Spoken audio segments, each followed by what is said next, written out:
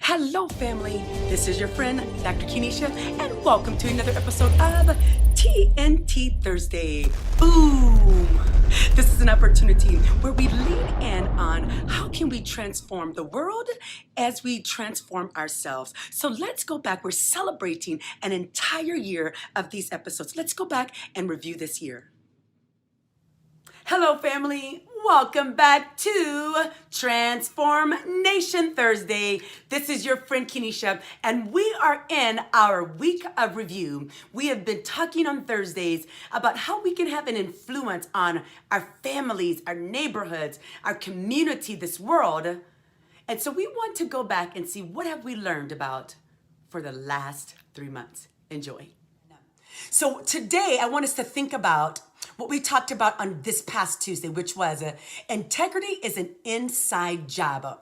So when we're thinking about this notion of changing ourselves, we have to go on the inside. And then last week I shared with you my example that I struggled. I was in an organization with position, and I believed one way, and my behaviors were a different way, and somehow that came out. And so last Thursday, we talked about EQ versus IQ, emotional quotient versus IQ, intelligence quotient. And they're not one and the same. And we do need IQ, but it's EQ that continues to allow us to have influence. And then Tuesday, we talked about the pathway to emotions. And boy, that's so important because we talked about how we process the emotions first emotionally. Or we process things emotionally first, and then we go to our rational side. So then I thought about what happens if we don't understand that pathway, then we would be missing something. So here's our definition of missing. It is absent, not found, or lost, or lacking. So I thought about a three-legged chair, right? If we sat in a three-legged chair that was not built to be three-legged, it was built to have four legs, how many of you would trust that chair? So I thought about, who are good people who are good influencers with high emotional intelligence. And then I thought about a coach. And here's what a coach is. They are an athletic instructor or trainer, or they are someone that is prompt to urge someone with instructions. So then I looked up, what makes a coach good, or basically, how do coaches have high emotional intelligence? And this was an article that says, What Makes a Great Coach by Team Tony. And it says this, a great coach has the ability to lead.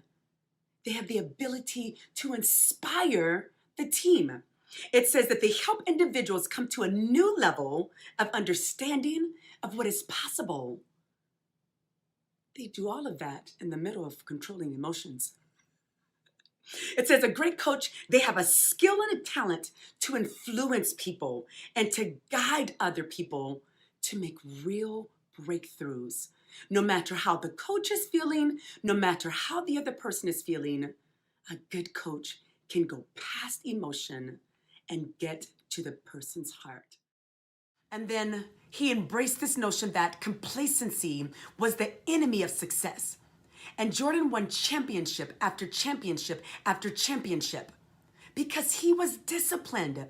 It said that even when he began to own a part of another NBA team once he retired, that he showed up at a practice and the whole morale and the whole work ethic of that team changed that day because they knew that he was a man of a strong discipline. So here's our thought for today. EQ benefits 101, self-discipline increases influence. Will be coming from Equipping 101 by my mentor, Dr. John C. Maxwell. And this is an excellent book. Will be coming from, looking at page 949. It says, great leaders always have self-discipline without exception. Unfortunately, our society seeks instant gratification rather than self-discipline. When it comes to self-discipline, people choose one of two things. The pain of discipline that comes from sacrifice and growth, or the pain of regret that comes from the easy road and missed opportunities. I hope that you have enjoyed our review. Listen, let's continue to lean in so we can change ourselves and change this world. See you next week.